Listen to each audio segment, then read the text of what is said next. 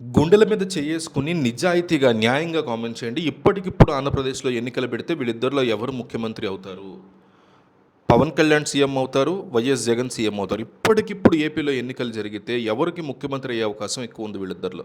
Pawan Kalyan, YS Jagan. 1 లేదా 2 రెండిట్లో ఒక్కటి కామెంట్ చేయండి. వైసీపీలోని పెద్దలు, జనసేనలోని పెద్దలు, టీడీపీలోని పెద్దలు అందరూ కూడా ఈ కామెంట్స్ చూసేలా చేస్తా. కామెంట్ సెక్షన్ ఓపెన్ చేయగానే ఈ సర్వే రిజల్ట్స్ అర్థమైపోవాలి.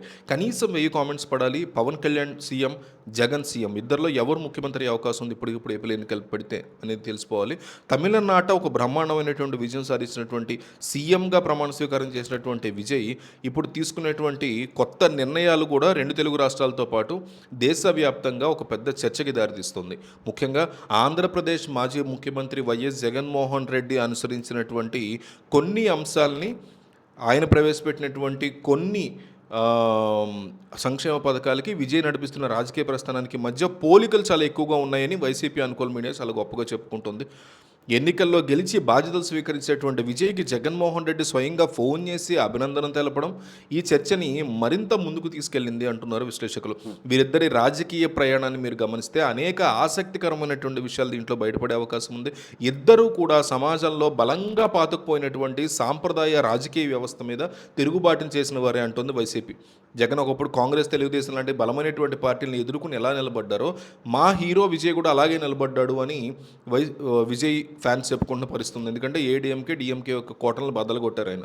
ఎలాంటి పొత్తులు లేకుండా ఒంటరిగా పోటీలో దిగినటువంటి ప్రజాదరణ పొందడం కూడా ఇద్దరిలో కనిపించేటువంటి ఒక ఉమ్మడి లక్షణం అని వైసీపీ గొప్పగా చెప్పుకుంటుంది.